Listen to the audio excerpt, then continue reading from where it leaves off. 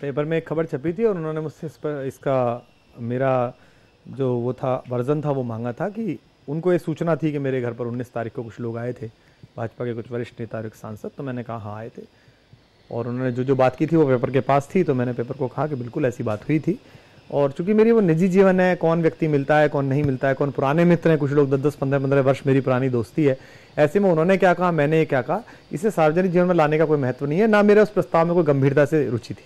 लेकिन मनोज तिवारी का नाम आया आपके एक साथी के द्वारा, क्या क्यों कयास लगाए गए मनोज तिवारी के? तमाम लोग, बहुत सारे लोग डॉक्टर हर्षवर्धन जी के बारे में कह रहे हैं, क्योंकि मेरे डॉक्टर रहे, गले के मैं उनके यहाँ जाता रहा हूँ, मिलता रहा हूँ, पुराने मित्र हैं।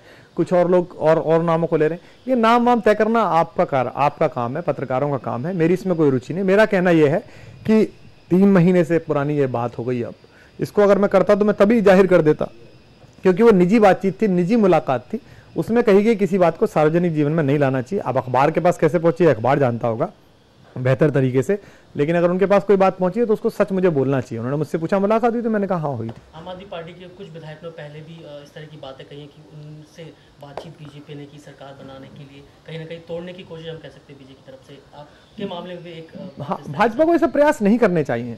भाजपा को चुनाव लड़ना चाहिए। जब महाराष्ट्र में लड़ने के लिए तैयार हो, हरियाणा में आप कह रहे हो लहर चल रही है आपकी, तो दिल्ली में भी लड़ लीजिए। अभी तो आपने 7 सीटें जीती हैं, हम तो 7 सीटों पर हारे हैं आपके सामने। तो आपको चुनाव लड़ना चाहिए, आपको कहना चाहिए कि दिल्ली भी हमारे पास आ गई, आप लड़िए मेहनत के साथ। आम आदमी पार्टी में लड़ेगी मेहनत के साथ। अगर दिल्ली ये निर्णय करेगी कि श्री विजेंद्र गुप्ता, श्री विजय गोयल के सामने अरविंद केजरीवाल ज्यादा बेहतर मुख्यमंत्री हैं, तो उन्हें बना देगी।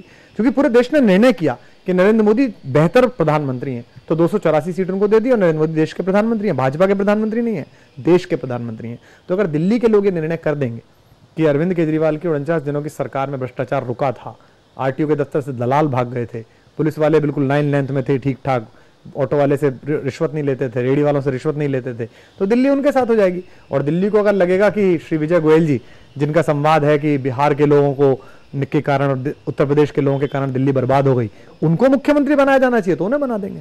दिल्ली में सरकार नहीं है, बात आई कि सीक्रेट वोटिंग के थ्रू कुछ इस पर आगे कुछ हो सकता है, आप उसको किस तरह से? अगर ऐसा होगा तो संविधान की मूल आत्मा की हत्या होगी। ऐसा भारतीय जनता पार्टी को बिल्कुल नहीं करना चाहिए। 1925 में आरएसएस की स्थापना हुई, डॉक्टर हेडगेवार जी ने की, तब से आज तक 90 वर्ष में अपने जीवन के सर्वश्रेष्ठ काल में इस समय दक्षिण पंथ है। ऐसे में दक्षिण पंथ को ये सब प्रयास नहीं करने चाहिए, उनको सीधे सीधे चुनाव लड़ना चाहिए। और अगर ऐसा होगा तो लोग इस बात पर शक करेंगे कि पूरे देश के राज्यपालों पर जहां कृपा दृष्टि नहीं है, कुपित दृष्टि है, वहां दिल्ली के एलजी के ऊपर इतनी कृपा दृष्टि क्यों है।